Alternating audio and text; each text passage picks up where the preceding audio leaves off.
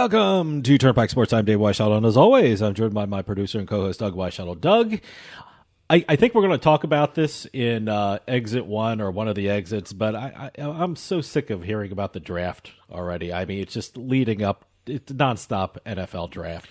I know a lot of people bet on it, but my goodness. I have to admit, I like the non-betting aspect more of the draft than the draft. I hate saying this in the sports betting industry. I wouldn't even know show. how to bet on it. My God, were there 8 teams with 2 first-round draft picks, and you know they're going to be trading some of those. And you know how do these people do these mock drafts? That's one thing I want to know: how these people formulate mock drafts. I mean, I think I've read about 10 or 12 mock drafts from different people. The other thing I noticed in some of the mock draft shows or whatever you want to call them, some of them allow trades, some of them don't. Oh, okay. They're actually predicting the trades. Huh? They're predicting trades. Wow. Well, are we going to talk about this? I hate to jump in on how quickly we're going to do like one of the exits. Well, the exit's going to talk about the actual experience at the draft. All right. Well, maybe we should jump into that. Let me just say we have a great show. We got a Beatin The House. We have a book report, and I'm talking with Greg Warren from Sports Handle, USBets.com, and Better Collective. We're going to be talking about all the amazing things happening in Canada. Man, I can't believe April 4th was the big day, and Ontario just exploded with online sports betting, online casinos, online poker. It's just absolutely incredible. And Greg Warren is going to fill us in on what's happening in our neighbors to the north, Canada. You know, it was very interesting. We had Greg on last month just after the launch, I believe. Yeah. Or prior to the launch. And we'd had him come back on and talk about what's going on with it after the launch now. Yeah. And a very interesting market. We're talking a lot of Canada lately. Last week or 2 weeks ago, we had Paul Burns, the CEO and president of the Canadian Gaming Association, and now we're having Greg Warren. It's all Canada all the time. Brand new market. Yep. Today's trip down the Turnpike is brought to you by Drizzly, your online liquor store. Available in over 95 cities across North America, Drizzly offers a huge selection and competitive pricing with a side of personalized content. Now there's no need to leave the house. Get alcohol delivered in less than an hour by Drizzly. Head on over to drizzly.com and order today. And now get $5 off your first order of $20 or more when using promo code DRINK19 at checkout. Shop beer, wine, and liquor with drizzly.com. Exit 1. Well, as we just teased. Yeah, I don't think we teased. We actually started talking about it. We dove right into the NFL draft. No, I was just... You know, I listen to sports radio all day, or ESPN and NFL Network, and think, well, NFL Network should be talking about the draft, but it's all NFL draft all the time, and it's just this draft is one of the most difficult to predict, and everyone's throwing out their opinions, which is great, but it's just enough is enough. Oh my goodness! The one thing I have noticed about this draft more so than others in the past.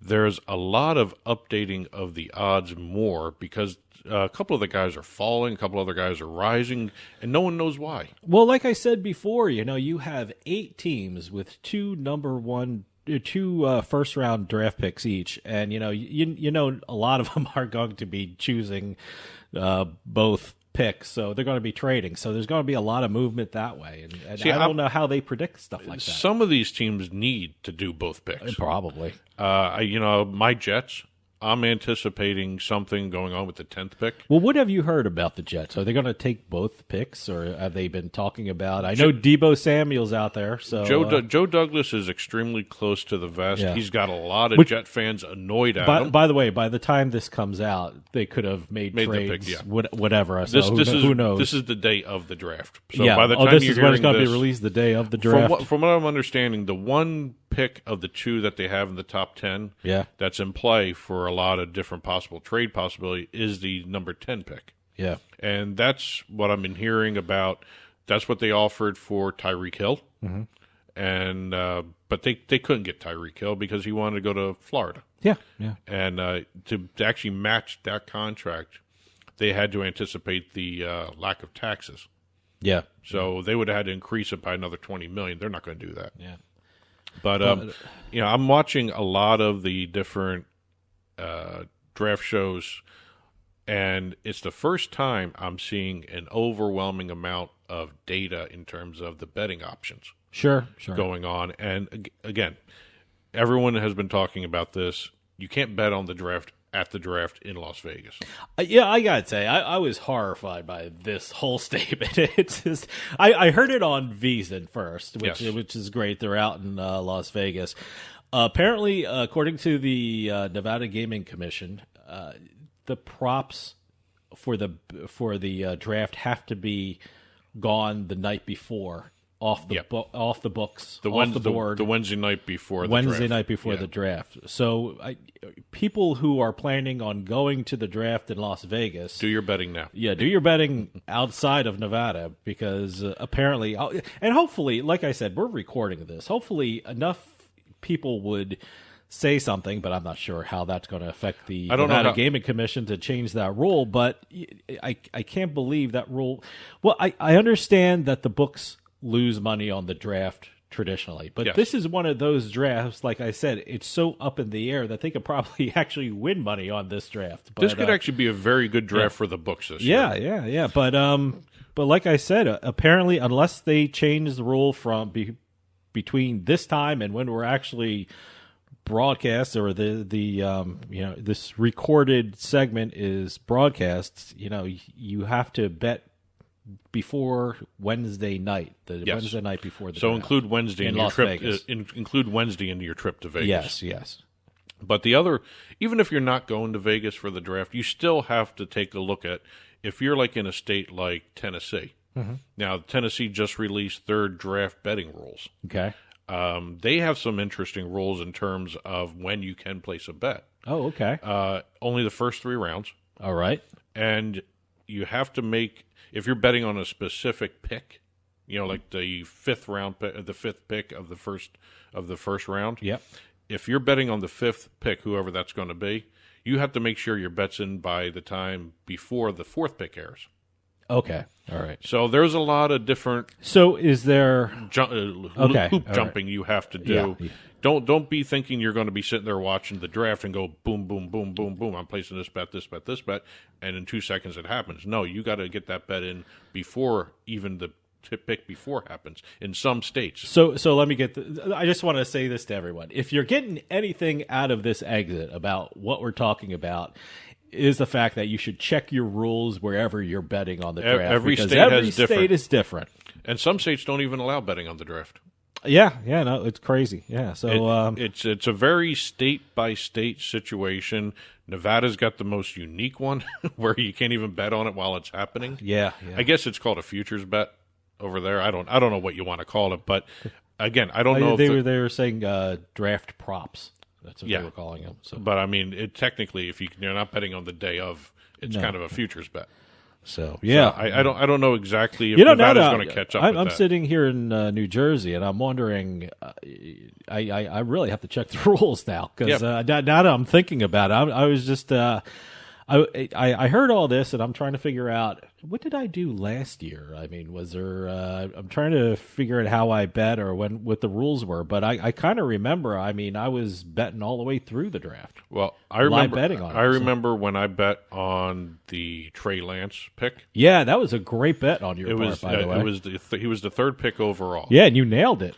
So. I put that bet down after the first pick was made. Okay, all right. So that was the pick prior to his pick. One of the benefits of betting in New Jersey, I guess. I did it on the phone. So, So, again, check your regulations. Check with your sports books, because the sports books can tell you when and where and how some of these bets are going to be done. I would assume these rules are up in the individual state gaming commissions. I would hope so. Or whatever the state calls I would hope so. They should actually, for some of these events, release press releases outlining what the regulations are. Yes, that was the moral to this exit. Yes. Check your local rules for betting on the draft, because they could some have very unique rules. Yes, and most of all, enjoy the draft tonight. Yes, enjoy the draft. Have a great draft. Exit 2. Well, if you ever wanted to be Snoop Dogg, now's your chance. Okay. The Tracer Pack Snoop Dogg Operator Bundle dropped recently on the Call of Duty Warzone and Vanguard games. See, that's pretty cool. Snoop Dogg is now a playable character. Awesome. That's great. Actually, what game is this now? I want to be clear. I Call want of to Duty check this out. Warzone, Call of Duty Warzone, All and right. Call of Duty Vanguard. All right. Okay. Now, he's not called a character. Okay. Just so everyone knows who don't play these games. I don't play these games, and I had to actually look this up because I was wondering why they were referring to it this way. It's the Snoop Dogg Operator Bundle. The operator is the character in the game you're playing. All right. So it's not a they don't call them characters, they don't call them avatars. When you're playing Call of Duty, they're an operator. All right. And the game itself had a very interesting way to introduce him in this pack, the Tracer pack. All right. They had this entire paragraph-long intro backstory of Snoop Dogg, going through when he came out with his first album, The Chronic. Oh, okay. Became the owner of Death Row Records. They went through all this, delivered an iconic halftime performance in California. Yes. Yeah. Joined an esports organization, multiple business ventures. They even had the world record he set in the bio for him.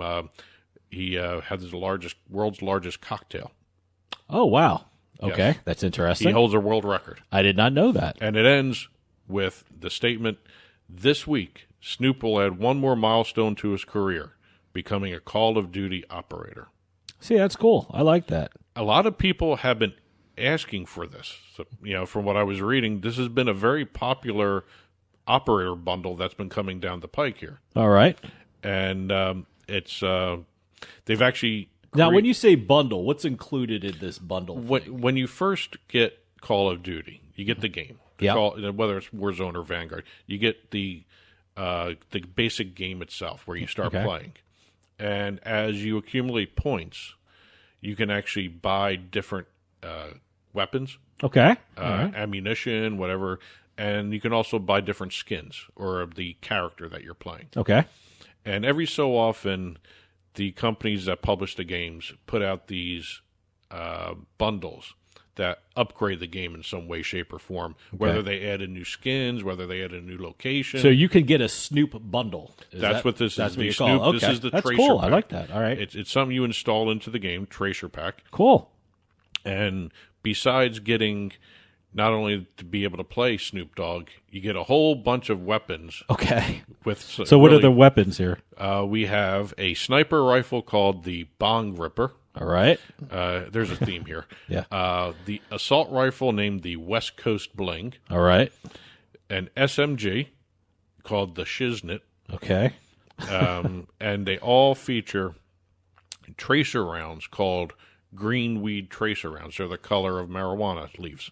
Okay. That sounds like fun. They I went like that. they went the That's pretty extra cool. I like mile that. with creating. It's actually kind of funny to see this, and I actually am very curious to see. I saw the trailer for it. Mm-hmm. They released an actual trailer for this bundle, and it's very cool. I'm going to sound like an old man now and say, boy, kids nowadays have the greatest games. Yes. We grew up with Pong. The one thing I don't awful like is that? The one thing I don't like when you see a trailer for a game, sometimes it's not the actual gameplay you're seeing. You're seeing a little movie made for the game. Well, I know that some production companies specialize in doing these trailers. They're still called trailers for the actual game. So it's they actually hire production companies to do this stuff. Yes. To do the trailers. And and according to the bio they made for Snoop on the bundle, his favorite weapon is the PPSH-41. Don't know what that is. Okay. But you actually have to reach a certain rank in the game to get the weapon. Okay. So there's a goal there. All right.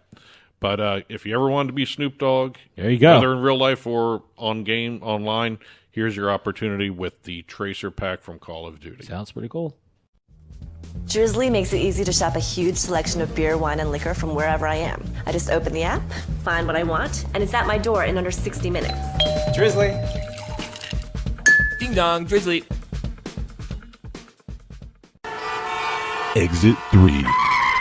For what's become our NFT crypto blockchain exit, we're going to be talking investment advice through pornography. Okay, all right. I figured this was a unique enough story that we can actually talk about this one with a straight face. All right. Maybe not. I don't know. Right. Cherie DeVille an adult actress, social media influencer, and OnlyFans model. That's how she's described. Okay. Has now stated that men are all in for various reasons investing in cryptocurrencies and NFTs and falling victim to a lot of the scams that are out there. Well, she's right. She's right. incredibly right. You really have to do your research in crypto and NFTs and things like that. I mean, they're the flavor of the month kind of thing, so they're getting a lot of airplay, especially, we're talking about NFTs and crypto, so you might as well be responsible about it. Well, Miss DeVille Okay. is now determined to educate men on how to invest responsibly and avoid some of these fads like cryptocurrencies, NFTs. I don't know if you can call some of these fads anymore because the way the crypto industry is growing. Sure. The non-fungible token industry is amazing in terms of what's being put out there. Let me tell you something. I can't watch a baseball game without seeing a crypto ad. I mean, they're on the umpire's jersey. What is it? FT? What? I don't even know what the hell it is. FTX. FTX, yeah. Well, they are the Major League Baseball Yeah, sponsors. that's what I mean. Umpire sponsors. Like I said, you can't watch a baseball game without seeing crypto in front of On it. a side note, did you ever expect to see the umpires have their own sponsor? No. I never thought I would see no. that in any way, shape, or form. It's a good idea. It's a great idea. So Miss DeVille has decided to create an adult movie scene Okay. in which she will persuade a man who made a series of bad investments in crypto to go back to traditional financial mechanisms. I think it's a great idea. It's great marketing. She's Yeah, using great her marketing. skills. Good. Let me put it that way, to generate attention in terms of investment advice. And it's kind of interesting. And to be honest, let me tell you something. From what I'm hearing from you, it's pretty good advice. If you're going to do stuff like that, do your research. If you're going to be talking about investing in crypto and NFTs nowadays, you got to be aware that there are schemes out there, scams. Sure. As a matter of fact, staying in the pornography industry, not too long ago, another adult actress did a NFT drop, Okay. collected the money, Yeah. disappeared. Yeah. So those types of schemes are out there. But There's shady schemes like that. But was it Sherry DeVille?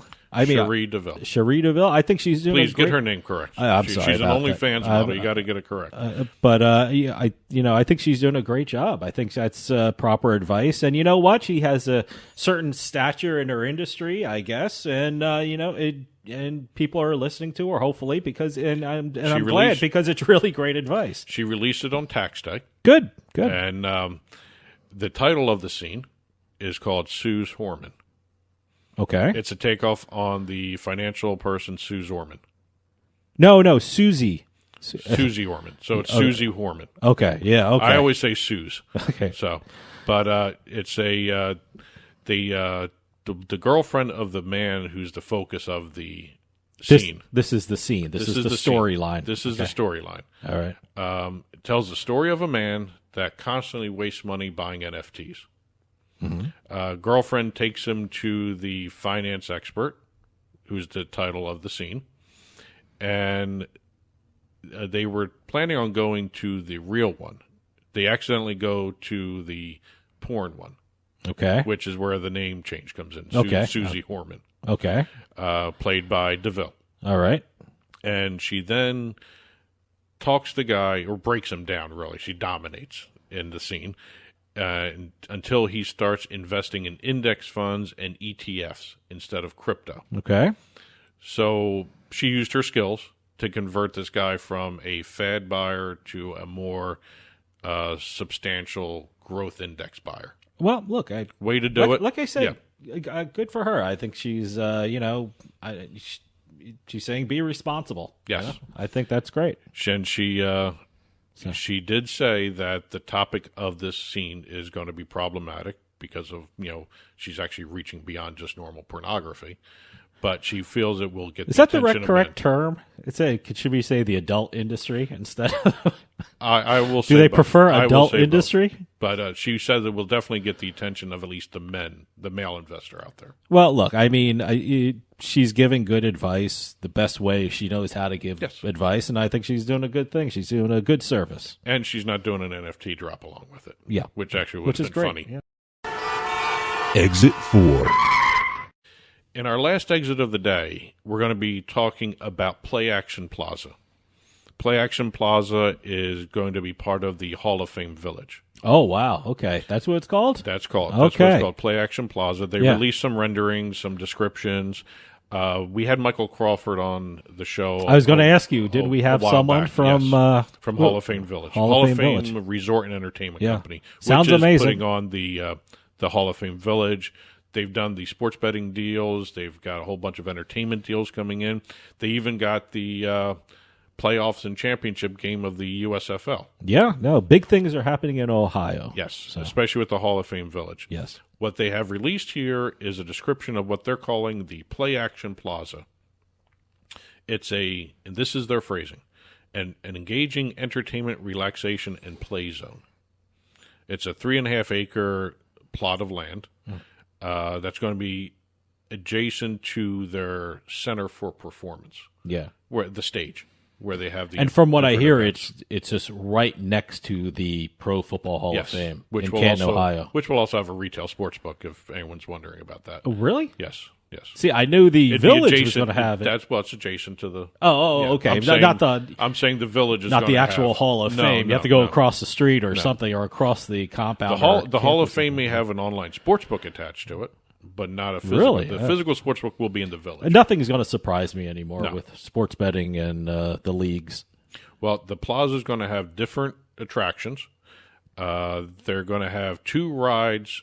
One is a giant Ferris wheel with 20 gondolas equipped to accommodate 6 to 8 people, and a zip line Okay. across the property called the Soaring Football Zip Line. The Ferris wheel is going to be several stories high. My and, God. And when you're at the top of it, you're going to be able to see the village from above. It's going to be like a sky view of the village. You know, last time I went to Canton, Ohio, was to see the induction of Dan Marino. And let me tell you something. It was great. The Hall of Fame was amazing. But after the Hall of Fame, there was pretty much nothing to do. No. Go out to eat somewhere, or that's about it. Yeah, that was. But this is amazing what's happening. Well, this is going to be built up amazing. Several story high Ferris wheel. Then you got what's called, in the surrounding area, they're calling the Red Zone. Okay. That's where the zip line will be housed. Zip line. It's going to be known as the Forward Pass. All right, Which that's is pretty actually cool. kind of a cool I name. like that. I love what they're doing there.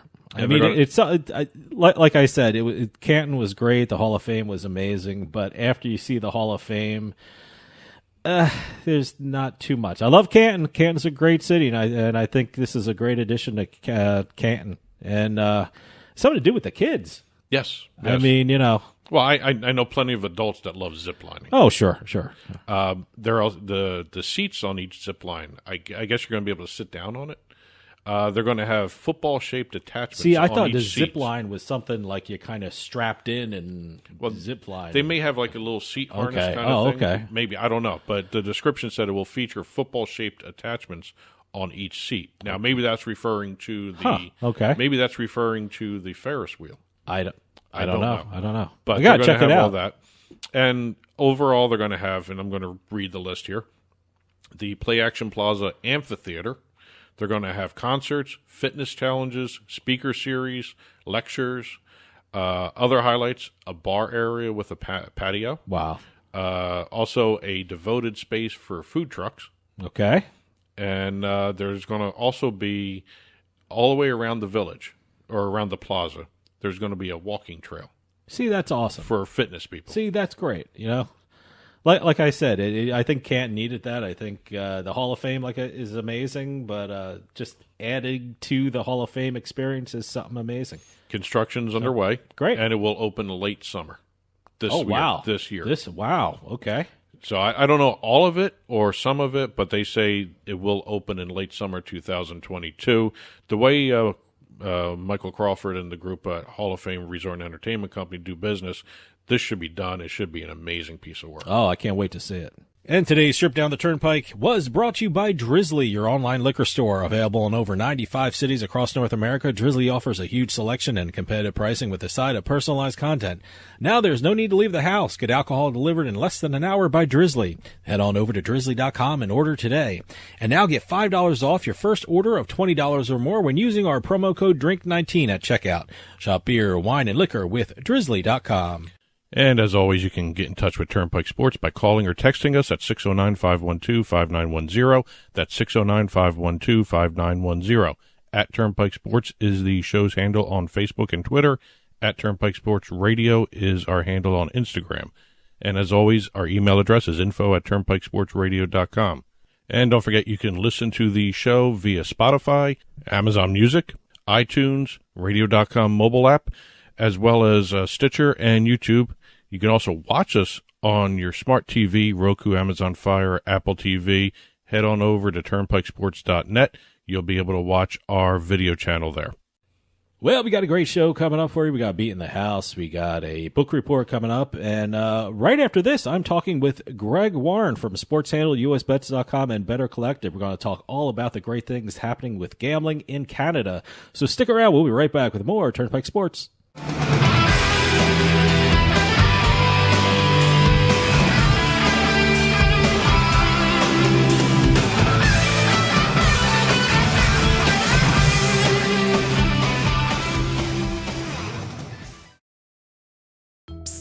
Yeah, you, come here. Haven't you heard? We don't need to hide anymore. Now, we can shop privately for adult products at adamandeve.com. They've got massage oils, lingerie, and lots more we can't mention here. Use offer code SPICE404. They'll give you 50% off almost any one item, 3 free DVDs, free mystery gift, and free shipping. That's 50% off, free shipping, and more. Private shopping starts at adamandeve.com.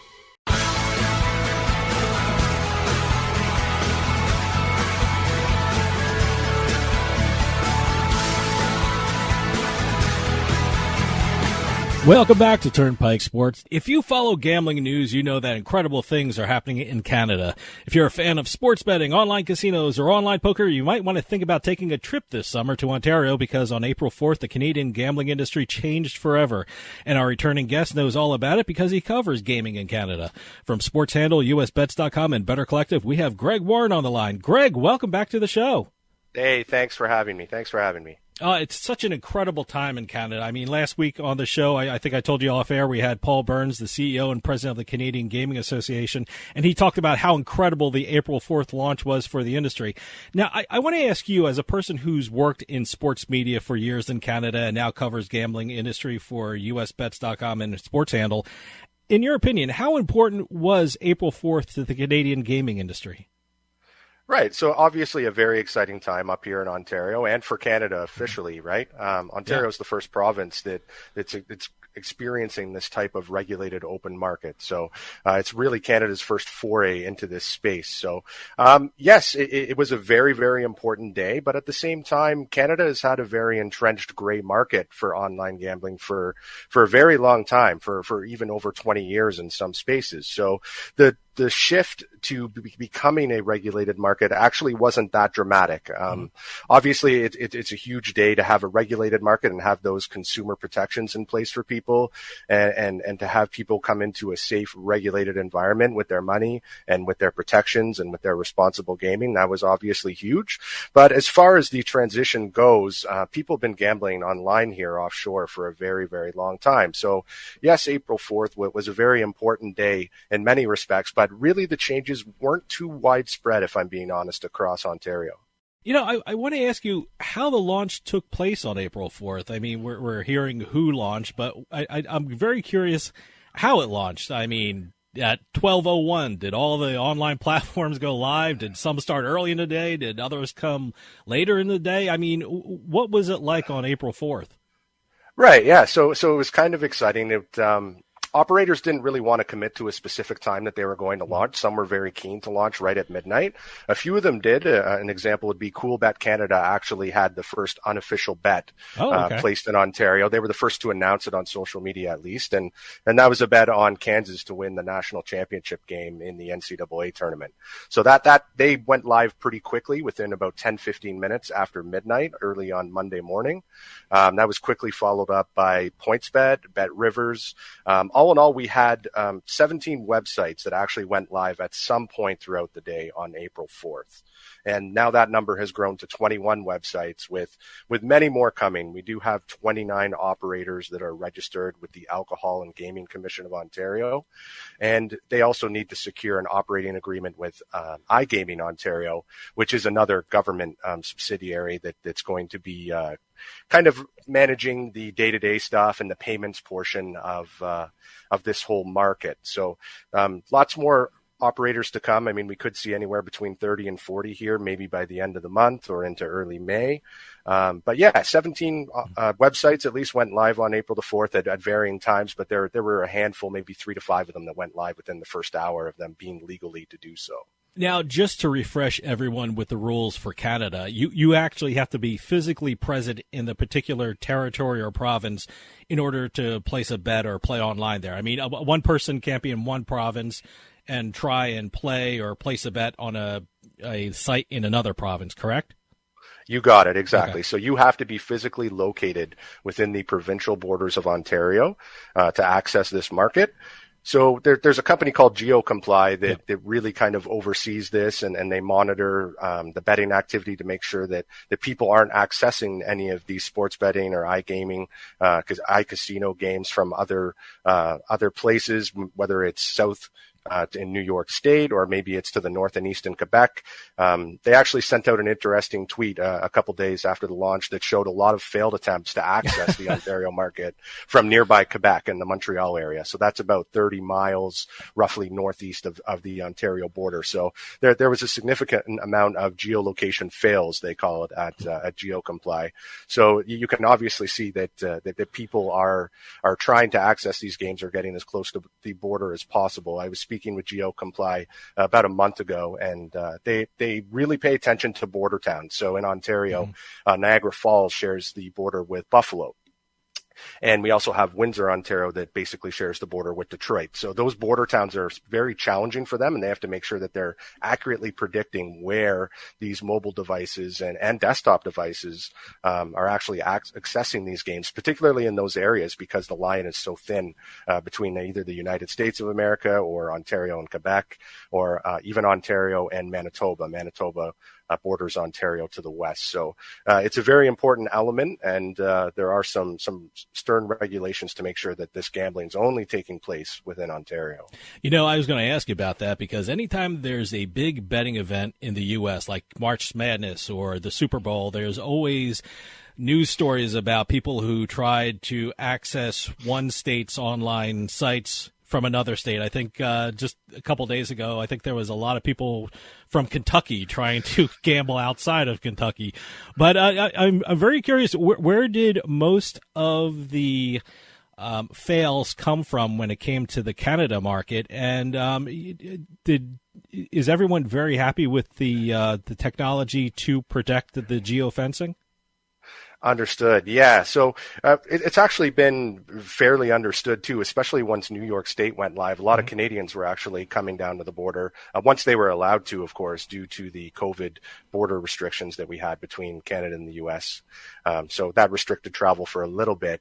As far as the geolocation technology goes, there have been some hiccups, just like there are with any launch. Sure. Just if you do any kind of Twitter search, you'll see a lot of users complaining that some of these operators weren't able to really pinpoint exactly where they were, especially people that are in those border towns, like Niagara Falls and like Windsor in Ontario. So there's some kinks to be ironed out there, but I think that's expected to be with any launch. There are some people complaining that some of the geolocation technology is failing, and then these operators couldn't verify their location. So that, of course, kind of delayed them opening their accounts initially in Ontario. So obviously a few kinks to be worked out there, but I think in the coming weeks and months that'll all get ironed out to to basically as much as it can be.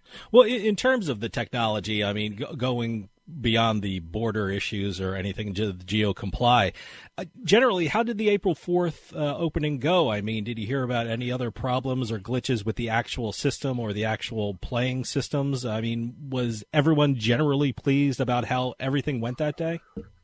Right. I would say the general consensus is that it did go pretty well. I think you'll see a lot of the professional bettors in Ontario, a lot of the people that would make the trek to Vegas, or a lot of the hardcore gamblers had a lot of complaints. I did notice a lot of complaints, particularly against Bet365. They had some issues with they transitioned from the gray market to the white market in Ontario, and there was some complications with people changing over their accounts and being able to cash out their accounts and being able to flip their accounts over. So I did hear some complaints about Bet365 in particular, a few, of course, regarding BetMGM and BetRivers as well, but nothing so widespread that these operators were basically offline, or you couldn't create an account for days or even weeks at this point. So no major issues. I mean, if you want a nitpick, of course, there were a few things that kind of ticked bettors off in Ontario, but overall, I would say that it did go pretty well from the perspective of the consumer, for sure. I want to ask you first about the sports betting launch. I mean, who were the major operators that went live on April 4th, and who are the major operators that have gone live since April 4th? Right. Yeah. So, of course, some of the bigger sports books, Bet365 is really big in Canada and in Ontario. They have already an estimated 35% of the sports betting share in the province. They had that before this market went live because they were operating as a gray book in Ontario, and they're very popular in Canada. So they, of course, went live on April the 4th. We had BetMGM, BetRivers, Caesars, FanDuel, CoolBet, PointsBet, 888 was one of the other sports books that launched on the sports betting and kind of iGaming side. We had a company called Rivalry. They're based out of Toronto, Ontario. They're offering esports, iCasino, and sports betting too. Royal Panda. Another local option that's kind of cool, in my opinion, is the Score Bet. They're also based out of Toronto and have been advocates of sports betting in Ontario for a very long time. So they went live. I personally signed up for an account with them because I used to work there and I was kind of interested in their product. So at Unibet as well, also went live on April the 4th. Some sports books that we'll see shortly.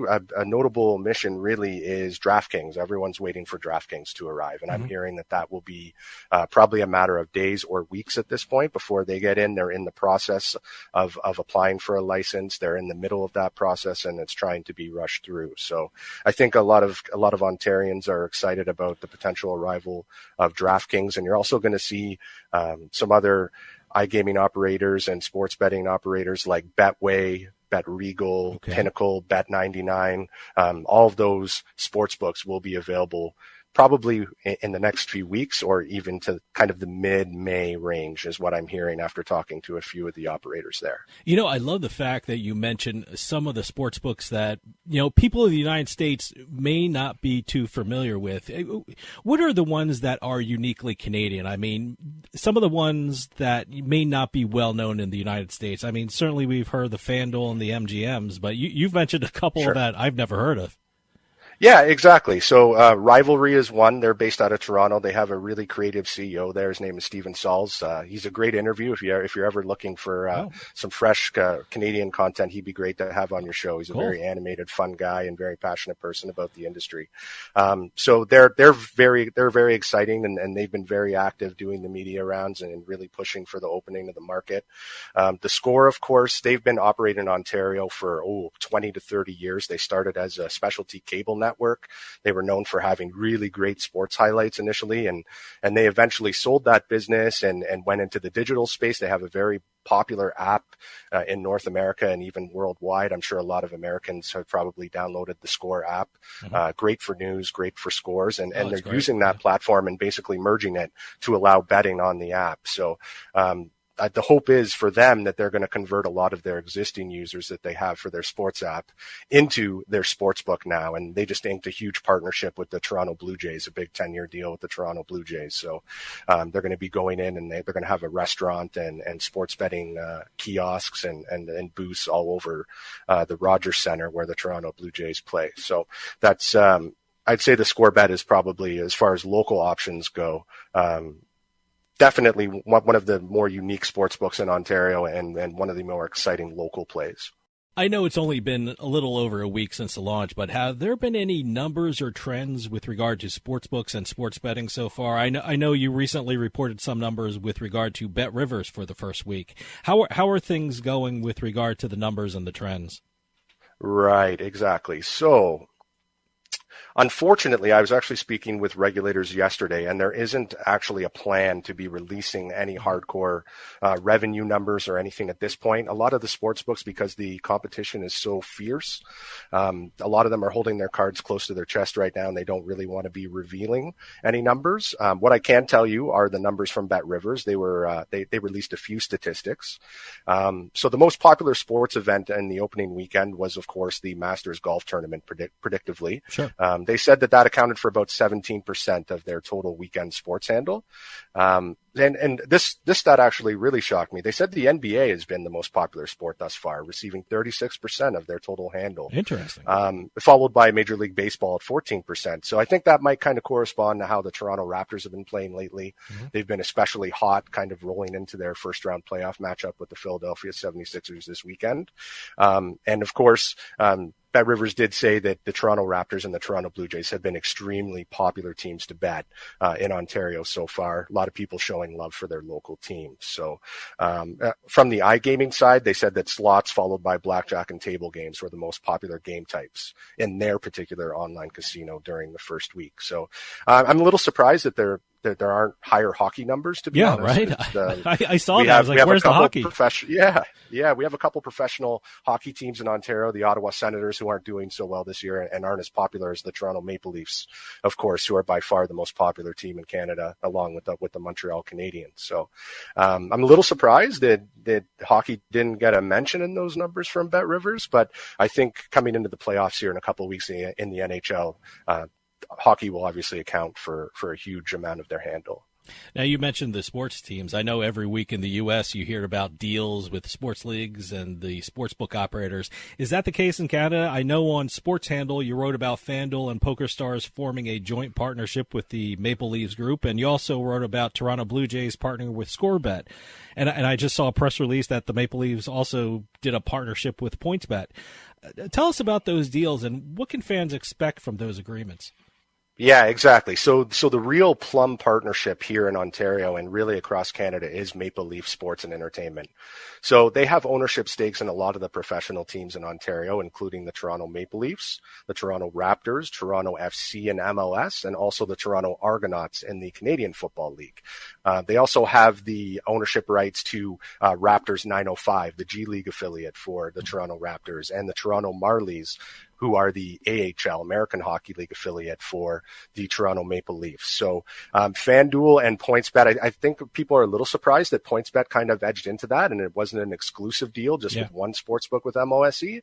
But what you are going to see is sportsbooks basically popping up in the venues for these major teams. And of course, I previously spoke about the Toronto Blue Jays with the ScoreBet sneaking in to grab that kind of local team as well. So, and they're going to go in and basically make a new restaurant, sports bar, kind of sports betting bar concept.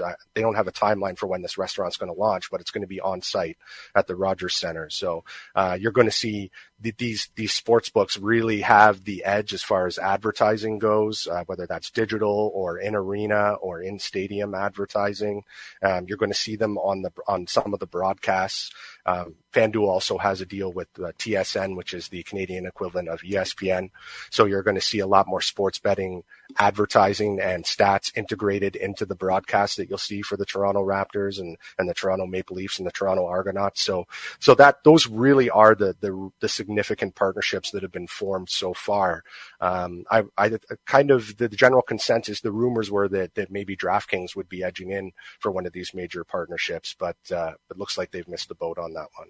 You know, I was going to ask you about that because here in the U.S., there's a lot of legislation in a lot of states to allow sports books in the stadium and arenas. I mean, Washington, D.C. already has that. Pennsylvania just had a restaurant open up an actual sports book in their place. Are we going to see expansion like that in Canada? I mean, not just in Ontario, but do you think in the other provinces as well? Right. So all eyes are on Ontario right now. Yeah. One province that is definitely interested in potentially opening up their market is Alberta. Alberta already has a RFP out to have two sports betting operators enter the province, and they want to basically have sports betting kiosks and sports books set up in the major venues for their professional sports teams. So over there in the NHL, you have the Calgary Flames and the Edmonton Oilers. You also have two Canadian Football League franchises in Alberta, the Calgary Stampeders and the Edmonton Elks. So yes, Alberta is definitely interested in that. All the other provinces are just going to kind of step back and see what's happening in Ontario. Without any, this is just a hunch that I have. I don't have any evidence to back this up, but I do think that maybe we'll see Alberta next, followed by British Columbia. I think British Columbia will eventually get on board, and then possibly followed by Quebec. Some of the other provinces, you probably won't see them basically open up their markets. And even Alberta is taking a very cautious approach by only initially allowing two operators into the province. So we don't know who those operators are going to be yet. I'm told that it's a very demanding RFP and a very unique RFP. So we'll see hopefully in the coming months who's going to prevail there. So I actually was told that there could be a partnership announcement between one of the sports books that's going to be entering Ontario shortly with the Winnipeg Blue Bombers, who are in Manitoba, the CFL franchise there. So that could be kind of the start of some momentum towards maybe Manitoba being open to a regulated market as well. But we'll see. We'll see how it all pans out. So do you think in the future coming weeks or the future coming months, do you think we're going to see an explosion of professional leagues and Canadian sportsbook operators just making deals? And I want to ask you another question. We were talking about this, a couple other attorneys that do gaming law. We were thinking, do you think that U.S. teams could start making deals with Canadian sportsbooks in the future? I mean, if you're the Toronto Blue Jays and you're playing at home, you're playing against a U.S. team. Do you think that U.S. teams could start making deals with Canadian sportsbook operators? Yeah, you know what? That's kind of an interesting concept, and that's something I haven't really thought about yet. I definitely could see the Score Bet possibly inking some kind of partnership in the United States. I know they're live. I believe don't quote me on this, but in 4 states. I believe it's Iowa, New Jersey, and there's 2 others. It's slipping my mind exactly where they are right now. So I could definitely see the Score Bet especially because they're basically teamed up with Penn National. I think they definitely would have the budget to possibly to edge in maybe more on, maybe not on like a professional level with like an established NHL franchise or baseball franchise, but maybe more on like an AHL level or maybe a AAA level in baseball, maybe something like that. So that you're right, that'll be something interesting to monitor. I think everyone's really focused in Ontario right now, and I think the Canadian sports books at least are really going to focus on the expansion across Canada first. Again, that's just an assumption I'm making, but maybe I could see the Score Bet potentially maybe at least investigating a partnership somewhere in the United States. That could happen. Now, as I said in the introduction, Canada also has online casinos as well. Who are the operators for the online casino platforms now? Right. Yeah. So online casino, I did mention a few already. Yep. So a lot of these sports books too, they do have casino offerings, right? Like BetRivers. Yeah. So a lot of people are playing there. 888 is a popular one. CoolBet is kind of a new customer in Canada. They were operating as a gray operator, and now they've gone to white. They're licensed out of Malta, and they seem actually like a really cool sports book. They've been getting some positive media lately. They've got really great customer service, and they're fully transparent, so you can see any bets that are placed as they happen live on the site. I thought that was pretty cool. So PokerStars will be coming, partypoker.ca, partycasino.ca, partysports.ca, Royal Panda. Leo Vegas as well is a licensed operator now in Ontario. So those are kind of on the iGaming side, who Canadians are playing with at this point. You know, I'm glad you brought up the the sports books and the online casino combination? Because here in New Jersey, when I go to a sports book, they have a tab that says online casino. Are you seeing that also in Canada, that these partnerships between the sports books and casinos, do you see a lot of that in Canada? And in New Jersey, there's some even with a shared wallet. So if you go to FanDuel and you go to their online casino site, you play with the same bankroll. Is that the way it's happening in Canada as well? Right. So the iGaming license in Canada, it's all encompassing. So operators are allowed to have their sports betting, iCasino, and esports products all wrapped into one. So you don't have to apply for any individual licenses depending on what you're going to be offering. So that's a very positive aspect, at least what I'm hearing from operators. They really do like that aspect of the legal framework surrounding this market.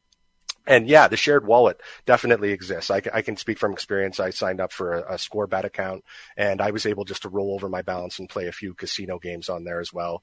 Whether you wanted to, play a few poker hands or a little blackjack, a little roulette, whatever you may want, or some slots. So yes, you do have that option to roll over. A lot of focus in Ontario right now has been on the sports betting side. There hasn't been a ton of talk surrounding the esports and iCasino offerings at this point. And you're not seeing kind of any partnerships as far as specific partnerships anyways, that are basically just focused on the esports or iCasino. I think that's coming. The sports betting has really been the exciting part so far in Ontario. Now, when we're talking about the online casinos, are we talking about all the games that you would find in a brick and mortar casino? I mean, are there some games that you're not going to find? Is it basically all slots, craps, roulette, and games like that? Yeah, so I fished around a little bit, just myself since the market has gone live, and to be honest, it does look like a lot of the same offerings. I'm sure there are some unique offerings out there that maybe I haven't discovered yet, but from what I'm gathering, obviously poker is huge, blackjack is huge, roulette is huge, craps, and people do love slots as well. Lottery has also always been very, very big in Ontario and across Canada. People love scratch tickets and lottery offerings across the country and in Ontario. So I'm sure there are some unique offerings out there, but I haven't really heard of anything that's eye-catching at this point. Well, you mentioned poker, and let me ask you about the online poker that went live. I know 888 Poker, and I think very recently Party Poker were the first licensed online poker sites to go live in Ontario. I mean, are they the only two so far, and are there plans for others to go live in Ontario?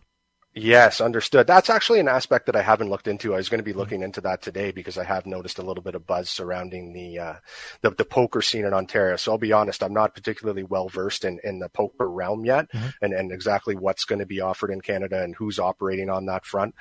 So I'll definitely have to get back to you on that, but I'm just not up to speed on the poker aspect of the iGaming industry yet, just with the focus really being almost entirely on sports betting so far in Ontario. Well, let me ask you just a general question about online poker. Is it the same as it will be in the U.S., meaning that the provinces and the territories will have their own online poker sites and people outside of the territories can't play them? Is it the same way that it's going to be done like that? And do you think in the future there's going to be, I can't call them interstate compacts, but inter-province compacts where, like it is in the U.S., people from different states can play under the same platform? Right. So I was actually speaking with Paul Burns about this, who was on your show recently. Sure. And yes, right now, ring fencing, it's basically up to each individual province to conduct and manage gambling within their provincial borders. So it's very much like the United States, where Ontario players are only going to be able to play with Ontario players. They're not going to be able to mingle with people from Manitoba or people from Quebec. So right now, that's exactly the case. Paul was optimistic that he thinks in the future that you could see some more shared liquidity between the provinces. He thinks that we can get there, but that's probably a few years away at this point. Obviously, that would be a huge advantage, and I'm sure in the United States as well. The more people you can get involved and the more interstate or inter-province mingling you can have, it's only going to increase prize pool and then the experience for the consumer. So I think in Canada we'll get there, but just like the United States, you're right. It's just managed within province right now. You know, I'm glad you brought up Paul Burns, who, just reminding everyone he's the CEO and president of the Canadian Gaming Association. I asked him about the other provinces in the country, what we can expect from them now that Ontario has launched all these sites. He told me that the other provinces will have a wait-and-see attitude toward Ontario. They want to see how everything works out. And you mentioned a couple other provinces, but can you go over that again? From your conversations with your contacts in the gaming industry, what have you heard from the other provinces? And is there a province that you expect will jump into the regulated online gaming scene next? Right, exactly. So I did touch on this a little bit earlier in our conversation. So Alberta is definitely going to be the first province to jump. They're going to allow 2 operators in. The RFP is out. We're just waiting to see who it's going to be awarded to.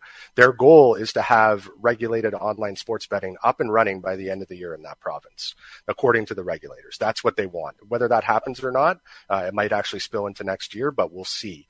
Another province that I didn't mention is Saskatchewan. So they have a tribal organization there called the Saskatchewan Indian Gaming Authority. They also have a request for proposal out to basically launch online and also in their I believe they have 7 or 11 casinos in Saskatchewan, but they want to have sports betting offerings in there and an online product there. So we are going to see an operator basically coming in to help with that specific tribal entity in Saskatchewan as well. So if these go well, I think and Ontario goes well, the legal framework will be there, and I think it will be pretty much almost a copy and paste effort into the other provinces, obviously with some regional tweaks depending on the province, and maybe they want to make some slight modifications. But yes, it is a wait and see approach with Ontario right now, but you're going to see Alberta, and if things go well there, Saskatchewan as well. If things go well there, you're definitely going to see maybe more operators enter those provinces specifically.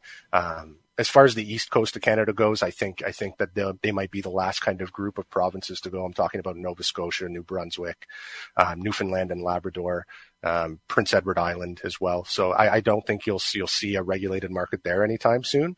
And it could pique the interest of British Columbia, which would be appealing for operators as well. They have a good population base, and of course, share the border with the United States. You got Seattle just to the south of Vancouver, which is the most populous city in British Columbia. So we'll see. One of the aspects of your online gaming platforms in Canada is the advertising aspects of it. I live in the northeastern part of the United States, and you can't watch television or listen to the radio or drive by a billboard without seeing or hearing advertisements for online sportsbooks or online casinos.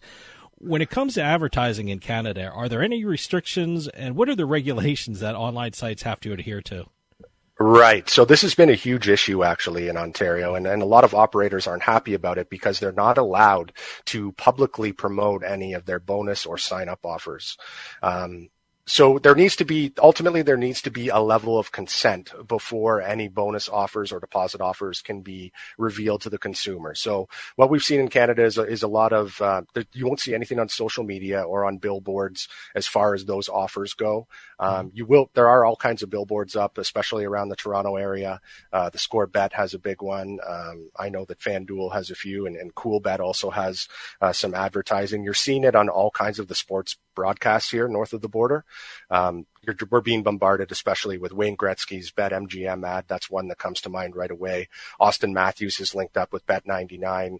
Bet99 is going to be entering the regulated market. They're in the process with an application. So you're seeing, with him being such a huge figure in sports, Connor McDavid also signed on with BetMGM. So you're seeing a lot of advertising there. But it's been frustrating for the operators because they haven't been able to really get their bonus and promotional offers out there. And obviously it's a key time within the first few weeks of the launch to try to acquire as many users as possible to your sports book. So, and it's frustrating for the consumers too, because there's a lot of digging. Basically, they're only allowed to advertise these offers with a level of consent, or if people go directly to their landing pages or directly to their app. So it has been frustrating. There are a lot of regulations, but the intent is to protect consumers. But as far as TV advertising goes and radio advertising goes, it's not controlled by anything right now. I know that iGaming Ontario does have the legal responsibility at some point to step in if they think it's getting out of hand, and I would almost argue that it is getting out of hand at this point. Yeah. I know I've watched a couple Blue Jays games or Toronto Maple Leafs games, and every single commercial you're seeing Bet365 or BetMGM, you're being bombarded with one or two sports betting advertisements. So there's definitely been a noticeable increase around Canada and around Ontario specifically.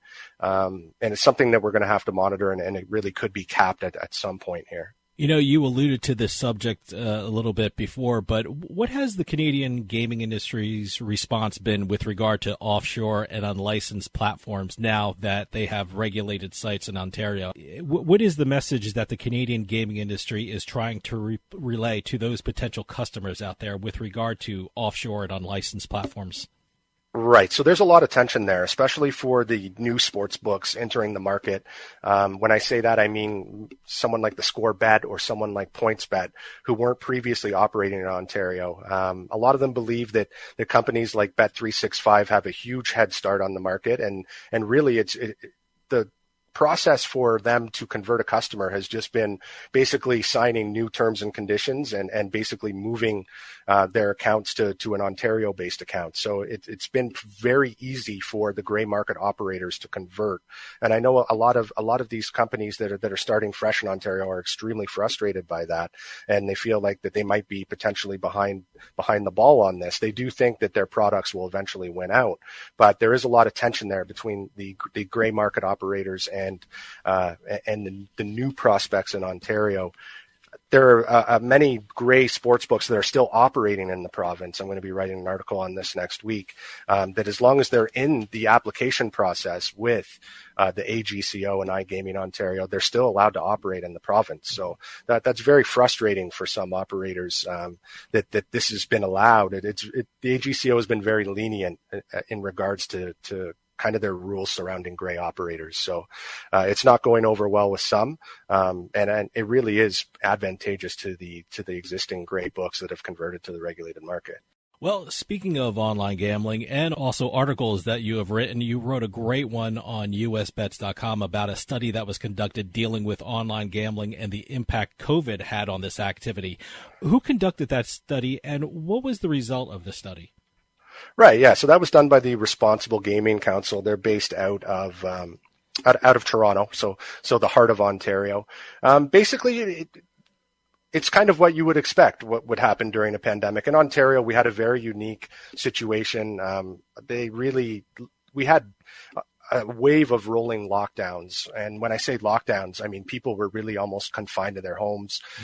You couldn't even have social gatherings of more than 5 people at your own home at one point. Businesses were shut down, casinos were shut down, which is a huge thing.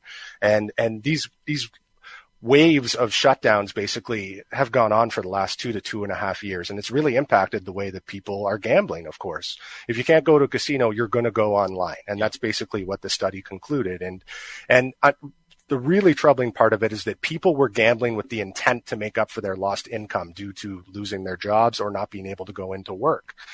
In particular, the service industry was hammered here in Ontario and across Canada. There were all kinds of shutdowns with restaurants and lots of restaurants and bars going out of business. So people in that sector were very affected financially by the pandemic. And so this study concluded that, look, people were gambling with the intent to make up for that lost income. So that's especially troubling.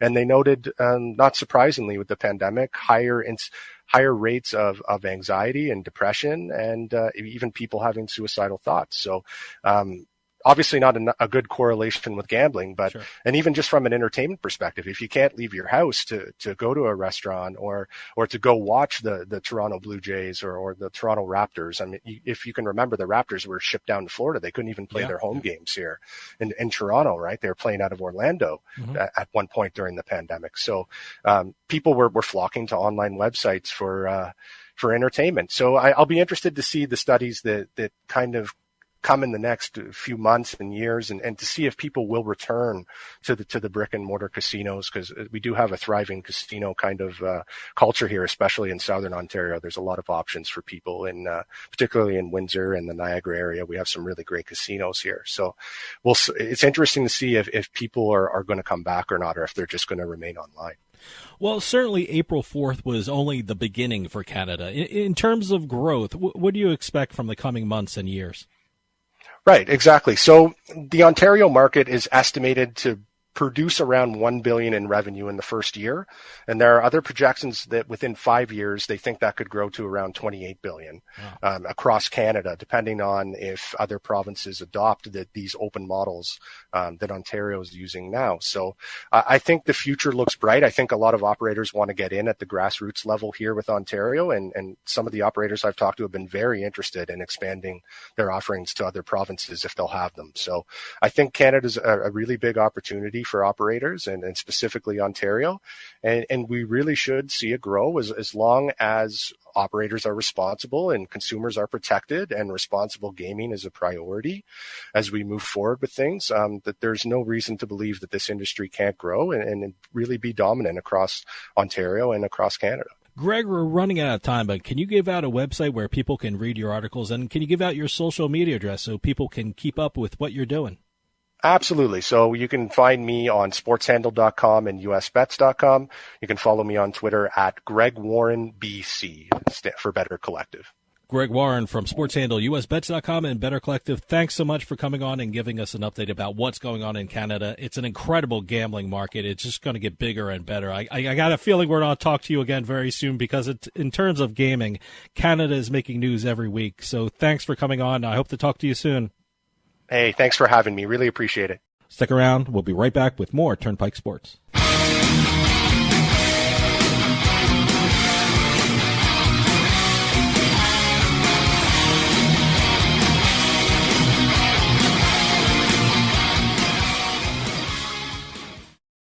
With Drizzly, I can shop a huge selection of beer, wine, and liquor. I just open the app, find what I want, and it's at my door in under 60 minutes. Drizzly also lets me shop from multiple stores in my area and compare prices on thousands of products.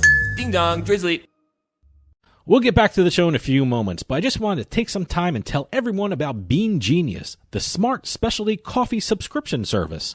Bean Genius sells freshly roasted coffee from some of the best independent coffee roasters in the country. They feature over 2,000 specialty coffee blends, all at your fingertips at beangenius.com. Here's how it works. Head on over to beangenius.com and take their palate profiler test to find out what coffee best fits your taste. Then select from a variety of subscription plans. Every subscription comes with free shipping, and delivery can even be scheduled for once or twice each month. And based upon your review of each coffee blend you try, Bean Genius actually learns your individual taste preferences and then suggests future coffee blends for you. And now you can get 10% off your Bean Genius subscription when you use our promo code PIKE at checkout. Bean Genius offers a variety of subscription plans to suit any coffee lover's needs. Subscribe with Bean Genius today and start enjoying some of the best tasting coffee around. And save 10% off your coffee plan with promo code PIKE.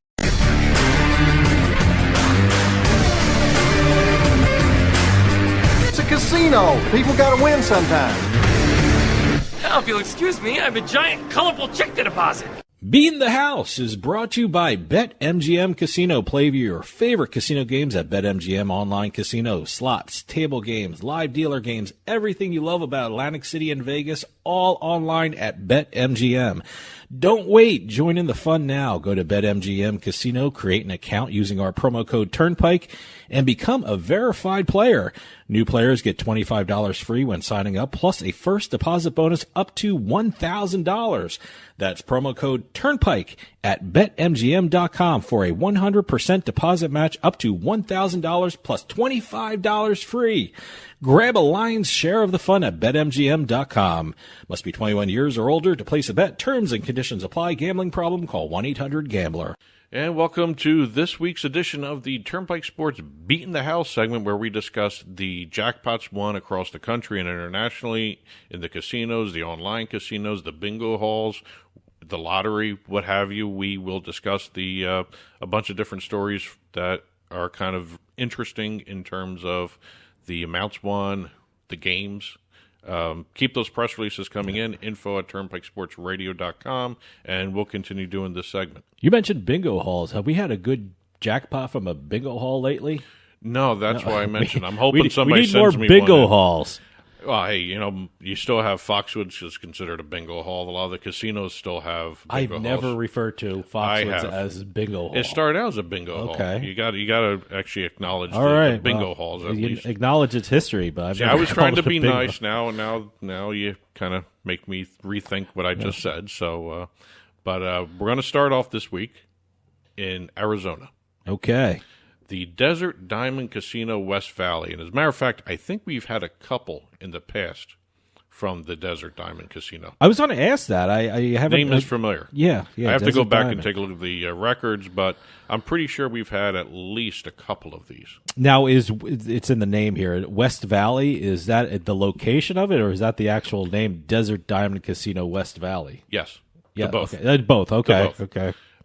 Very nice casino chain in Arizona. There's a couple of them. Never There's been. a couple of them. They do a great job there. Okay.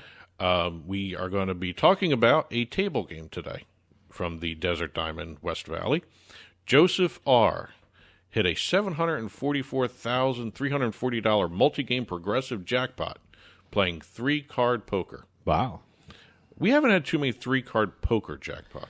No, we've had a lot of Pai Gow poker, Yes. but not a lot of 3-card poker.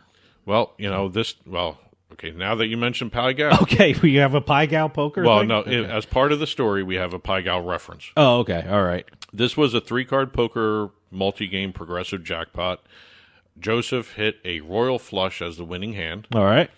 And the last guest that won a huge jackpot was a $500,000 Pai Gow poker All right, yeah. progressive jackpot. Boy, people are running Pai Gow a lot. It's a very popular game, obviously. Yeah, I like don't said, know the rules. everyone, I don't know the rules. So. I have the I got to show you online. I've been trying to do it online, so not to the success that some of these people have had. But, 744,000? No, I haven't had that. No. No, I'm pretty sure I'd hear about that one. Yeah, I do. Yeah. Right? You're angling to be one of the entries. Well, here, first Mike. off, I wouldn't be here. I'd be on vacation That's somewhere. true. So You'd be holding a big yeah, check. so you know I didn't win anything because I'm sitting here. Well, we're going to leave Arizona, and we're going to go to Las Vegas. All right. By the way, just about every week, if not every other week, one of the station's casinos has a big winner. I like the station casinos. All of them are good. They have the greatest bad beat jackpot. It's not, if you get the bad beat, everyone, not only in the poker room, but in all the poker rooms of Palace Station get something, right? That's the chain, right? They have a couple different bad beats. They have a couple different, Yeah. no, but that's One one of the of really them- cool bad beats. One of them is just the one casino. The other bad beat is all the casinos that are playing that same game. Yep. The other one is all the casinos with everybody in the poker room. There's At a the couple different poker rooms. So that's great. There's a couple different bad beat I guess you got to jackpots they really run. check on it to see Yeah. the bad beat rules. You actually got to sit down. You know those little cards that the pay tables they have on Yeah, the tables? yeah. They actually describe some of the bad beats and Yeah. everything. So make sure you actually look and see By the exactly way, what you're I've entering. never read them. I've seen them No? in front of me a million times. I've never read them. I've actually, I guess I should. Yeah, but- I've actually read them a couple of because it's one of the ways you can actually learn what you're doing. But Las Vegas local, let's go on to the story here. At the Palace Station Casino, it did not say if he was one of their boarding pass members, which is their loyalty club. Okay. Since they have the train motif. Yeah. Las Vegas local hit a $120,000 royal flush. Wow. He placed a $10.50 bet on double super times pay poker. Okay. That's a video poker machine. All right. Hit a royal flush jackpot at 11:42 a.m., according to the press release. So this was some early morning money winning. Great. I don't know how long the person was playing, but this was a Monday morning at 11:42 a.m. Wow. At the Palace Station. And video poker. Again, we don't do too many video poker payouts. I mean, we did one, I think, a couple weeks ago where the woman had two jackpots just sitting there. I interviewed a person. She wrote a book. Jean Scott, I believe. Yeah, no, it's the frugal. That was her game, video Yes, poker. video poker. And she claimed that she's never had to pay at a casino ever, going around with the different comps and the different. I think the frugal gambler Was that the name of the book? The Frugal Casino Gamblers, no, the Frugal Guide to Casino Gambling. Yeah, I mean, Frugal Gambler. That was like a person who knew how to work the comps, and that was her game. That was video poker. Well, again, we have a $120,000 royal flush. Yeah, we're going cross country now. We're going to enter the state of New Jersey, our home state. A couple of jackpots to talk about here, and as I always mention during the week, we do a New Jersey jackpot. If you want to check these out for yourself, it's very interesting with the Division of Gaming Enforcement. They do a great job with this. Every 2 weeks, they update the list of the jackpots coming out of the brick and mortar and also the online casinos for $50,000 or more. Okay.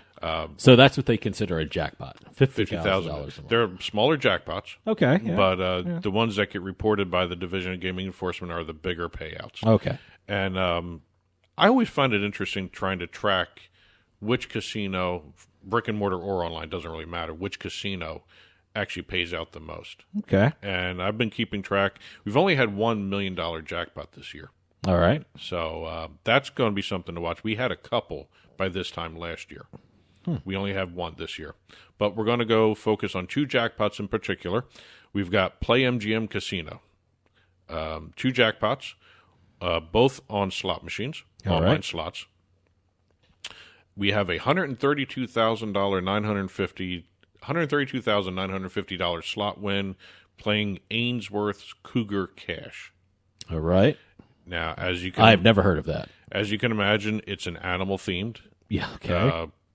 Slot machine. Now, Cougar Ainsworth is the maker. Maker is the brand. Okay. I'm starting to see a lot of casinos have Ainsworth suites, whereas Ainsworth's divisions in their. Well, yeah, you can search by maker. Yes. You can search Ainsworth or IGT, and you can go to all their machines. But I know some casinos are actually in their big menu where they have slots, table games. Then they have Ainsworth. Oh, okay. So there's a whole other suite of games. Oh, all right. Under the Ainsworth menu label.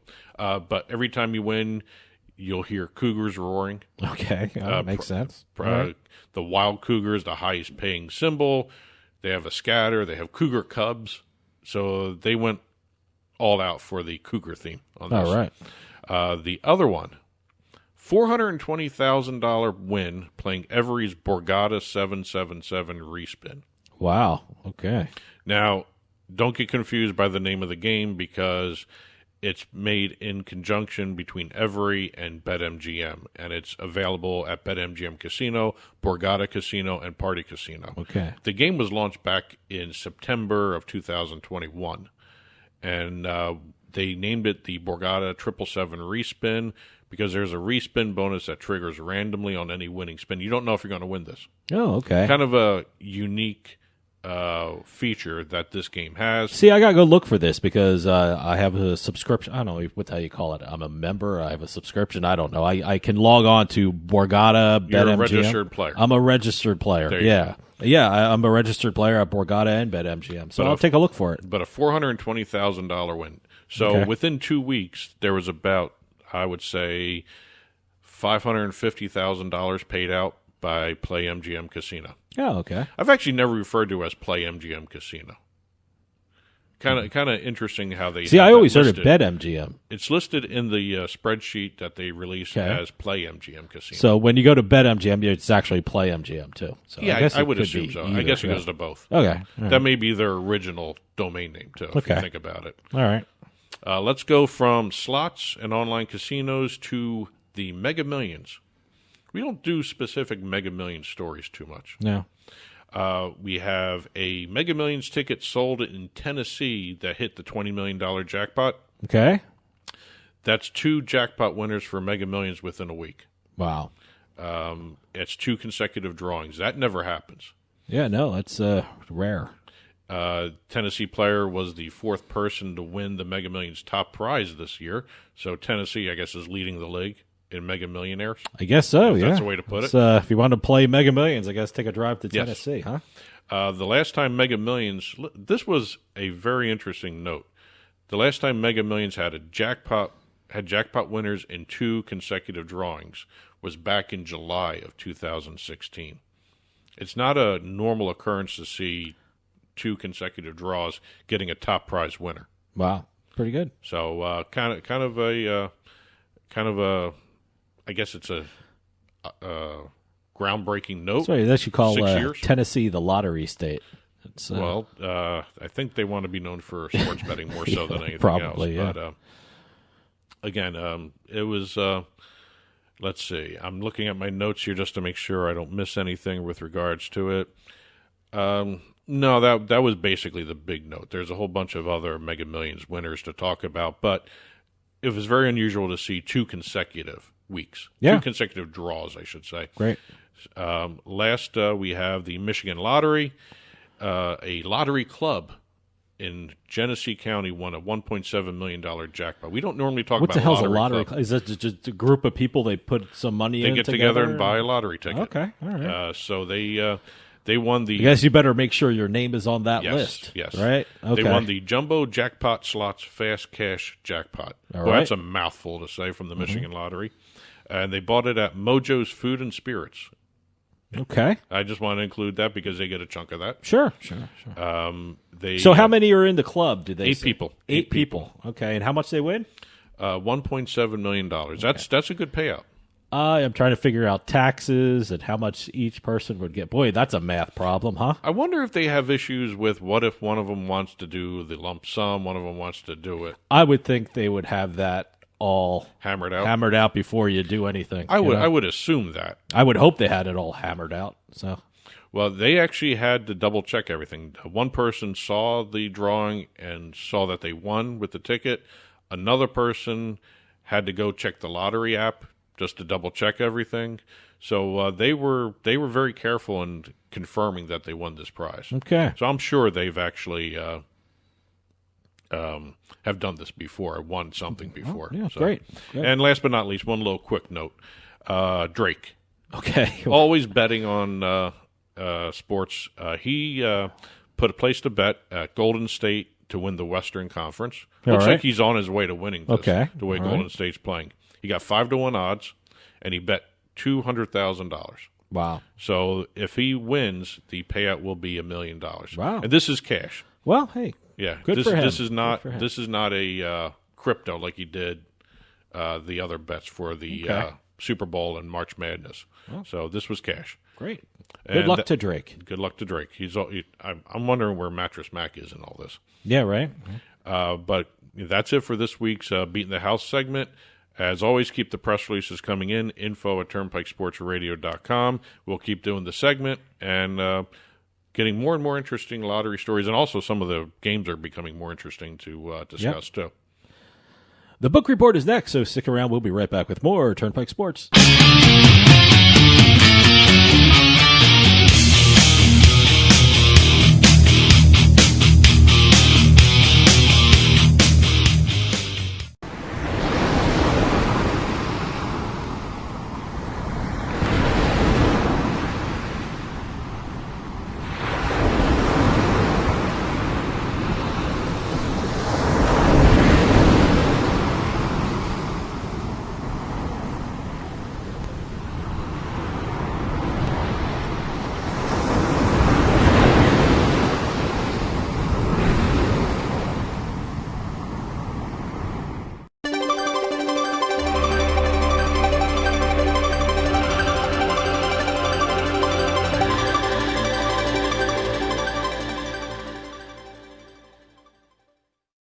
The Turnpike Sports Book Report is brought to you by BorgataSports.com. Your favorite casino is now your favorite sports book. Available anywhere in New Jersey, BorgataSports.com.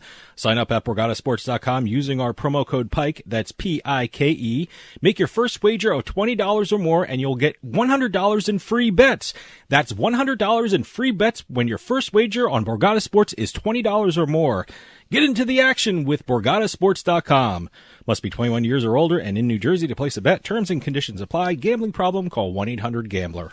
And welcome to this week's edition of the Turnpike Sports Book Report. We've got a bunch of things to talk about today. We've got state and national sports betting figures to discuss, including a few state benchmarks that were hit in the past week. Yes. We even have a new online market. We've got several deals to talk about, including one that was the first of its kind being made by a sports book. a couple other industry updates, also including about a new retail book that's being built. And if we have time at the end, we've got a couple pieces of legislation to discuss, and one from a New England state and a soon-to-be launching betting state. As a matter of fact, we have some stuff to talk about there. I gotta be honest with you, that New England state news, I don't want to, I know you're teasing it, but that came out of the blue. I didn't think anything was going to happen with that. And it's not Massachusetts. No, it's not going to be Massachusetts for a while, I think, anyway. But let's start with some numbers. In the national and state sports betting figures segment here, we're going to be really starting off with the two big dogs in the markets, New York and New Jersey. Okay. We've got New York. We talked about this last week, and we kind of anticipated because we taped before the New York Gaming Commission released the weekly numbers, which, by the way, is kind of interesting to see a state that big doing weekly numbers. But I guess I think it's great. I think it's awesome. It's because of the amount of volume, the transactions. Sure. They got to do it weekly. It makes keeping sense. track of it. Yes, yeah, exactly. Stay ahead of the numbers. Yes, that's what you got to do. Well, up to previous week, we're taping for the week ending the 14th. Because we're taping before the week ending the 21st numbers, week of the 21st numbers coming out, up until last 2 weeks ago, starting with the January 8th mobile launch. This is just mobile sports books. This is New York. This is New York. New York bettors have wagered a nation-leading $5.33 billion on sports. That's just the mobile operators. Yeah, I mean, it's incredible. I mean, we say this every week. It sounds like a broken record every week, but New York is such a different animal when it comes to sports betting and just the population density. I think the next time we see a state this impactful of an industry is if California jumps into the sports betting. I think you're going to see numbers like New York for California if California ever gets their act together and starts sports betting. Well, I'm actually very curious to see what happens when Texas enters the fray, because I just saw a news article where someone Does Texas is even pushing, have casinos? They're pushing now for expansion. I don't know if the Governor Abbott's going to do it. They're having issues with their poker rooms, and they don't know what the hell they're doing with their poker rooms. So I don't know if they're going to get their act together and do anything on sports betting. Well, we'll just have to wait and see. But I think you got New York is one of the big ones. I guess it's the big three: New York, California, and whenever Texas decides to do something. And then you have Florida. I don't know what's going to happen in Florida. That's a very interesting state, too, to watch. That's the other one of the big four there. Disney's mad at Florida, so I don't think Florida is going to be a player in sports betting anytime soon. No. But we'll see. I mean, but you're right. California is going to be the next big state to jump on board the sports betting market. So we'll see what happens in the November election. That's the state that we're going to see numbers like we're seeing in New York. Yeah. And again, you got more major league sports teams in California than even New York has. Sure. So we're going to see even more books, in terms of retail as well as partnerships with the pro teams there. So November election is going to tell a lot right there, and so we'll see what happens there. But getting back to New York, this is an astounding number. Just from the 8 online books that are operating in the state, there's one more coming. That's Ballybet, but they haven't launched yet. Of the 8, the state has collected $174.7 million in taxes. That's an incredible number. Well, that's why you do it. That's why a state jumps into the sports betting industry, to get the tax dollar. So. Well, that's why they had the 51% tax rate. Yeah, So, absolutely. It's kind of interesting. Let's talk about New Jersey now. New Jersey just did a jump in terms of their handle. They didn't make $1 billion last month, which is like the first time in like 7 or 8 months or something like that. In 6 months, it was. Okay. Right. What they did in March, $1.12 billion in March sports betting handle. Look at that bounce back. That's Jersey with the bounce back. All right. That's the 6th time in the last 7 months the state eclipsed that $1 billion monthly handle mark. Yep. The March handle was the 8th largest nationally in the post-PASPA era. And the online handle was also over $1 billion. The online handle was about 93% of the total handle. Mm-hmm. So New Jersey's market is mostly made up of online books. And they had the most books anyway, other than Colorado. I don't understand how Colorado just grew like that quickly It's in terms of incredible, the number of books. I Yeah. mean, I don't think they're going to reach what New Jersey's doing in monthly handle. I love the fact that New Jersey was like 93% online sports Yes. betting. Even when I'm in an actual retail sports book, I think the last time I was in a sports book was Atlantic City. It was the new FanDuel one in Bally's. And Yes. I didn't place a bet there. I ate a burger. That's pretty much it. So I bet from my phone while I was eating the burger in the retail sports book, but I never went up to a window and placed a bet. No, but the one in Bally's is kind of interesting. They have kiosks ringing the entire place. Yeah, no, it's great. Couple teller They windows. have windows Yep. and kiosks and a good burger, which was important for me. Regarding New Jersey's handle for March, everyone was talking about how New York is going to affect the sports betting market in New Jersey. Mm-hmm. The handle showed year-over-year growth of over 30%, just a hair over 30%. Okay. That's year over year. That's the third consecutive month of year-over-year growth of 30% or more. Mm-hmm. So I don't see how New York is really cutting into their business. It's not, and I'm happy about it. It's I know there was a lot of concern before New York jumped into the mobile sports betting scene, but yeah, it seemed to people love to bet, And there are a lot of people that go from New Jersey to New York every day. I mean, most people who work in Manhattan live in New Jersey, so so they're betting in both places. I also think and they're getting the best deals, well, too. I also think maybe during March, the college basketball Sure. prohibitions. Oh, yeah. Of course, New York couldn't bet on New York teams. Yeah. New Jersey couldn't bet on New Jersey teams. So Yeah. that kind of exchanged, almost the customer exchange. Yeah, no, in New Jersey, the big story was St. Peter's, and you see it on the news all the time in New Jersey during the March Madness, and you just couldn't bet on it if you were living in New Jersey. You either had to go to Pennsylvania or New York. So, well, it's helping. I think it's helping both markets. Oh, sure. So, also. And like I said, they get the best deals. I mean, when you say shop around for the best deals, for the best promos and the best bonuses, if you live in New Jersey, check out Pennsylvania. Drive over if you're close to Pennsylvania. Maybe they have better deals than New Jersey, or if New York has better deals than New Jersey, you can commute. It gives a whole new meaning to the word shop around for good Sure. prices there. One other note from New Jersey.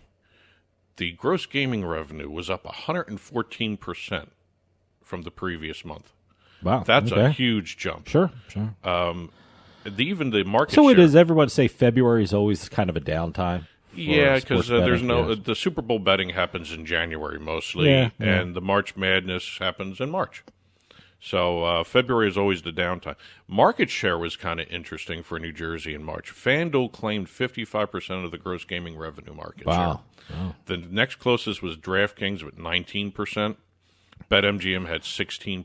I'm shocked they're that far apart. Well, I see DraftKings everywhere. You got sure, the Meadowlands sure, up the there, Meadowlands. and you got to realize that's got a lot of New Yorkers coming in, too. Yeah. I bet you that retail book or that location was so busy during March Madness. Oh, yeah, I can imagine. So Sure. I think the numbers here kind of reflect, I think they're kind of skewed. Because it's just the Meadowlands is, I think, maybe benefiting from a New York audience. Sure. So more so than anything else.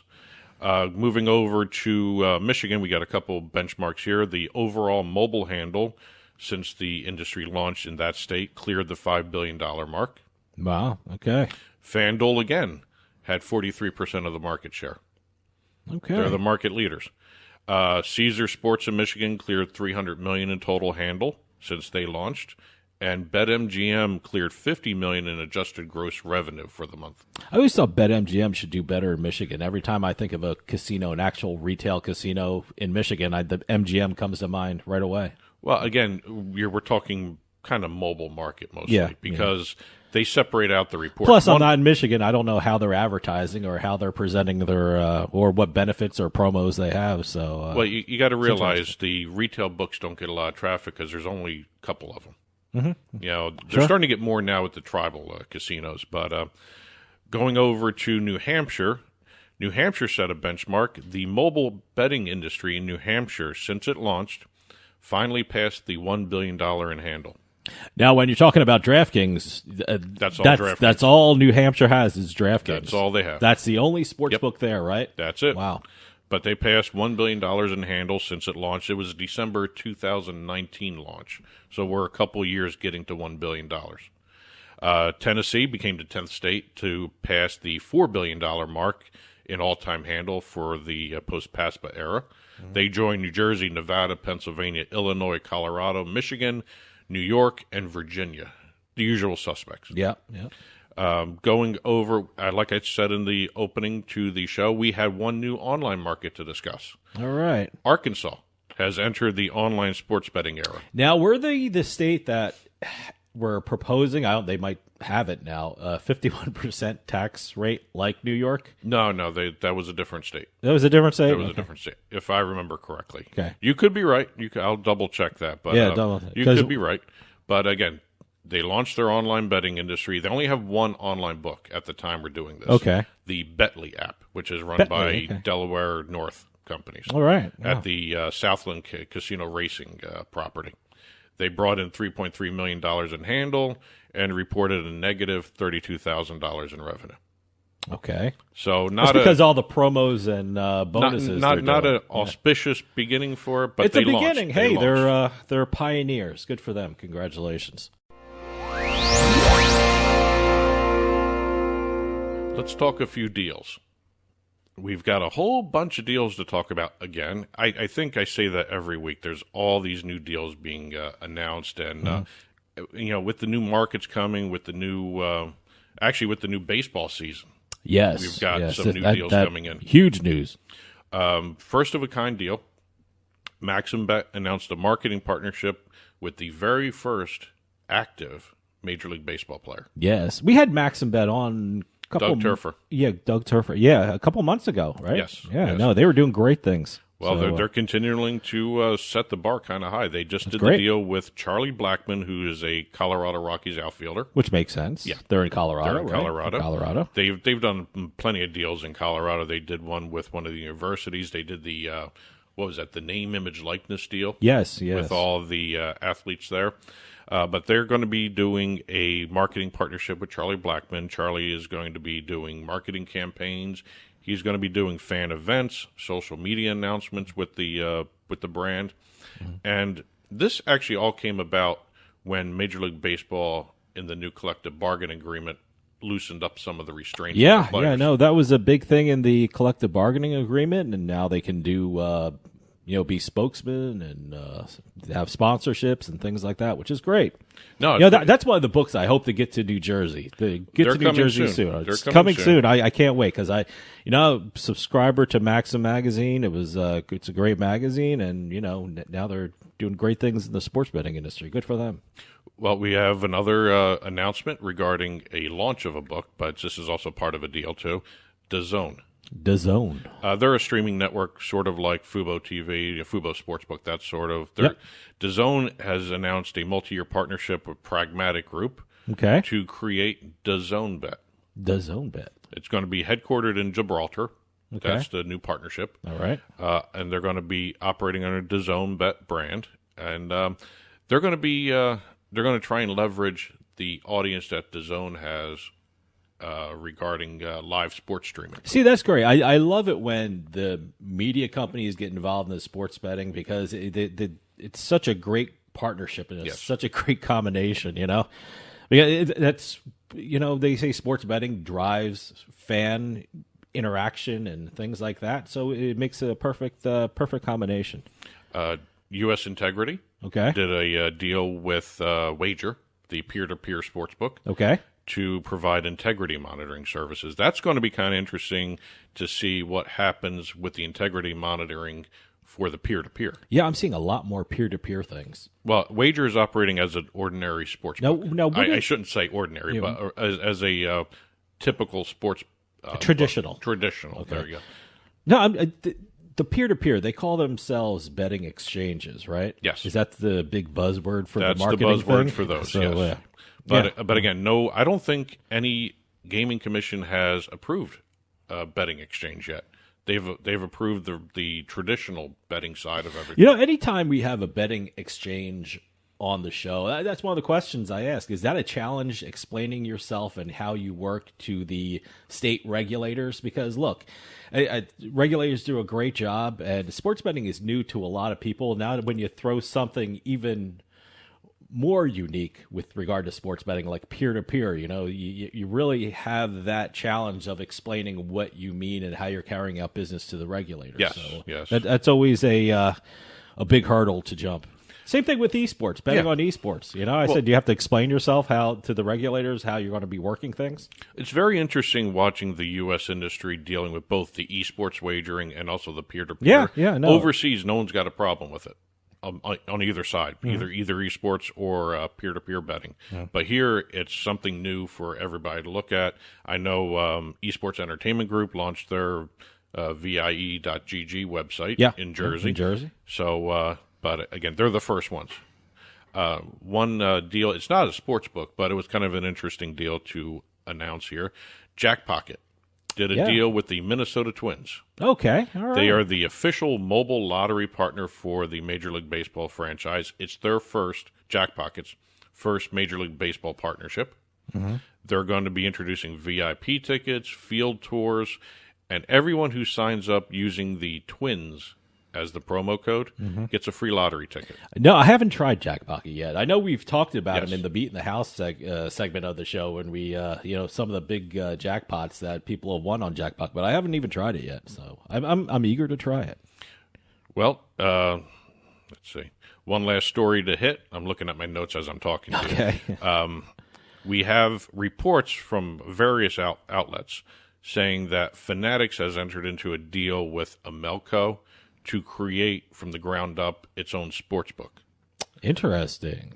Fanatics. So this is the rumors out there, or this has been Fanatics, reported somewhere? As press time we're recording this, Fanatics has denied this deal. Okay. Amelco is quiet. Okay. And so why is people reporting it? That's what I'm saying. Usually when you see some smoke, there's fire. Okay, so but they have denied it. So Right. Okay, and it makes sense for them to create their own sports book instead of doing the sub-license to get somebody else's platform. So- I think if they want to control everything, especially now that you have like the NFL as one of their major investors, Sure. you know, I think it makes more sense for them to create their own sports book than it does doing the third-party license. It's weird that people just jump out. I guess everyone wants to be first reporting these things and things like that. It's just, got to slow your roll and get the information right. And it might be right, it might be wrong, who knows? But Fanatics is denying it. Fanatics has denied it. Okay, interesting. Now we're recording this. Watch next week. Oh, yeah. I'm sure as soon as we hit the stop button on the record thing here, it's going to be, they're going to announce it. So, but again, at the time we're taping this, Fanatics has denied it. Amelco is quiet. Mm-hmm.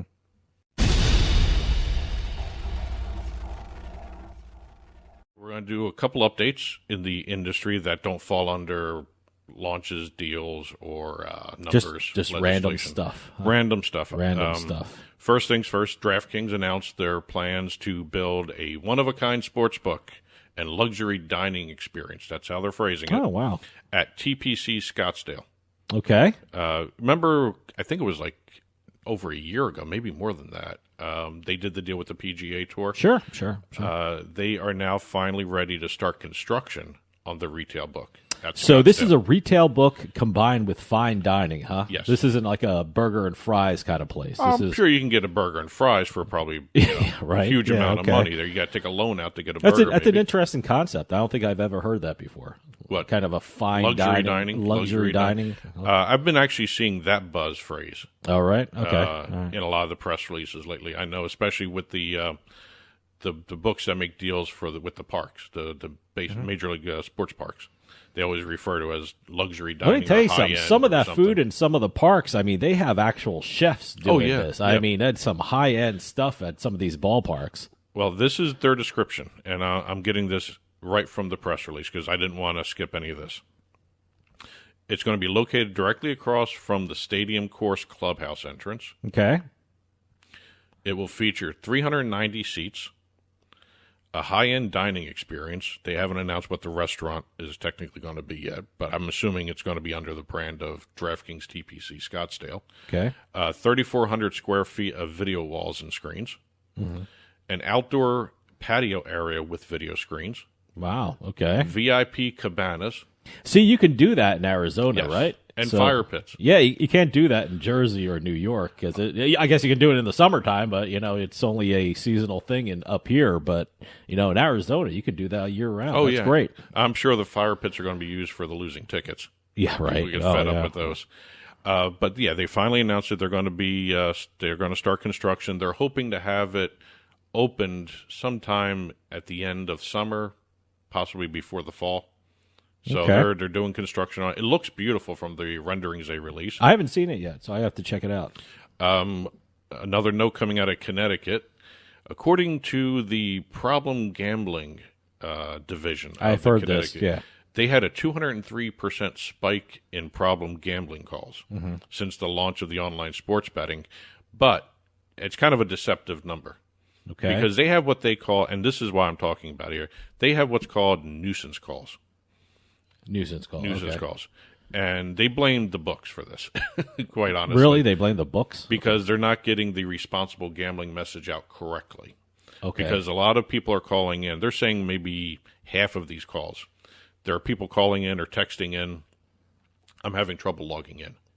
Oh, they're having technical issues. That's not a gambling problem. It's technically a gambling problem, but it's not a gambling problem. It's not what this terrible. is for. I mean, so you're taking up time when people actually need to call. And no, if having trouble logging in or having trouble with your computer is not a gambling problem, people. Well, that's why they want to re-educate people. Yes. Yes, 1-800-GAMBLER if you have a problem, an actual problem gambling, not problem with your computer or logging in.